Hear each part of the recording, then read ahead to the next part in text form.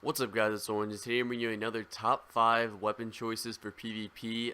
This is now going to be year 3. I usually do this for every major DLC, and y'all tend to really like these videos. So in this video, I'm going to be giving you my top 5 PvP picks. This is going to be leaning more towards sweats and more away from pubs.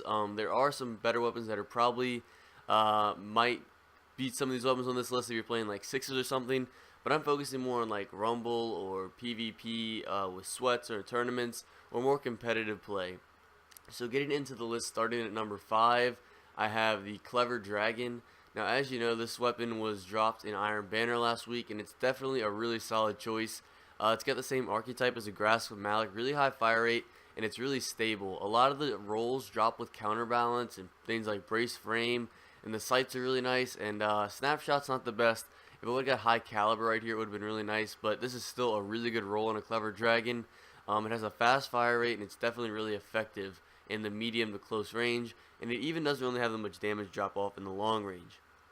So getting into the next choice, coming in at number 4, I'm going to have to go with the Last Word. Now, the Last Word's a little less common now. I mean, there's definitely still a lot of people that use it. It's definitely a really strong gun. I think the real reason that not a lot of people use it anymore is because there's not as many snipers, meaning there's not as many Last Word sniper combos, but there are some Last Word shotties, and there still are some people that run Last Word and a sniper in sweats. It's just a little less common with the recent sniper nerf.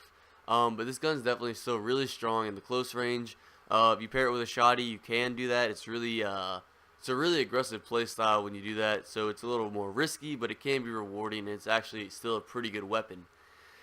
Getting into number 3 on the list, we have the Thorn. I do not yet have the year 3 Thorn, but the Thorn is still the Thorn no matter what year it is, at least for non-light advantage PvP, which most sweats are going to be played in. If you're looking to play with it in trials, you're not going to be able to get away with it if you only have the year 1 version, obviously, but this gun's definitely still great. Even though it has had a nerf to its damage over time, it still shows you where the enemy is and keeps them from regenerating their health, which that's the main thing with the Thorn anyway.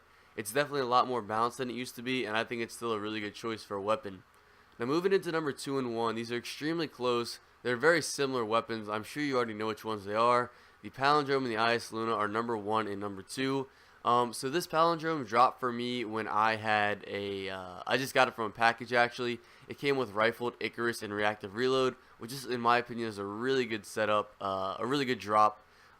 Reactive Reload isn't the best, but it can be useful when you're in situations where you're fighting a lot of enemies. You can reload and then 2-tap an enemy. I believe it crits for like 111 or something like that. It's crazy how much damage it is with the Reactive Reload. It's really strong for 2-taps after the first engagement, but the problem is it runs out after a very short amount of time. And then the IS Luna, as I'm sure you know, probably the most used sweat weapon in 2.0, or especially towards the end of 2.0, before Rise of Iron dropped.